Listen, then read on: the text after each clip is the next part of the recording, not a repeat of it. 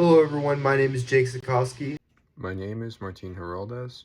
and this is our lab on diffraction. This is lab 9 of OPTI380. As you can probably tell by the title, the goal for this lab is to identify how does diffraction work. First, we're going to be doing this by using different slits and apertures to observe different diffraction patterns, and we'll specifically go in depth with the area disk pattern by using a MATLAB code to see its qualities. We'll also be finding some qualities of a Gaussian laser beam, such as the waist diameter, divergence angle, and numerical aperture.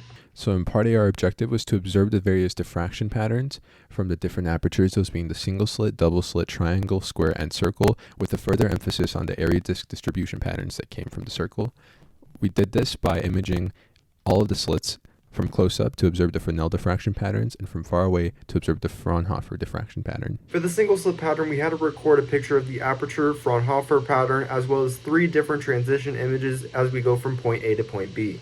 For the double slit, we could see the apertures on the left and the Fraunhofer patterns on the right. Likewise, for the triangular and square patterns, apertures on top, Fraunhofer patterns on the bottom. Now for the area disk. We see that in the top 2 graphs, the sinc and the SOM function have a higher horizontal component than a vertical component. However, please keep in mind that the picture taken in the bottom left corner was actually taken on an angle. Regardless, we get the data we want when the 2 functions overlap. We see the clear peak in the center, and as you move away from the center, the intensity decreases. Our objective in part B was to analyze the Gaussian characteristics of a laser beam, which we did by aligning a helium neon laser into a commercial beam profiler that allowed us to measure the X and Y beam width diameter at 10 different locations.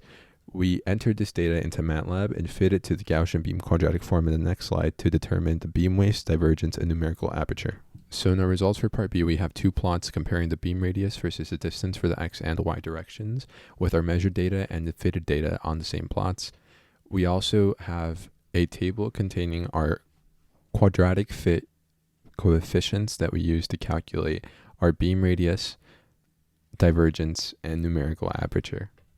So within this lab, we were able to observe the diffraction behavior between Fresnel and Fraunhofer regions. We were also able to fit our area disk data to the theoretical intensity profiles.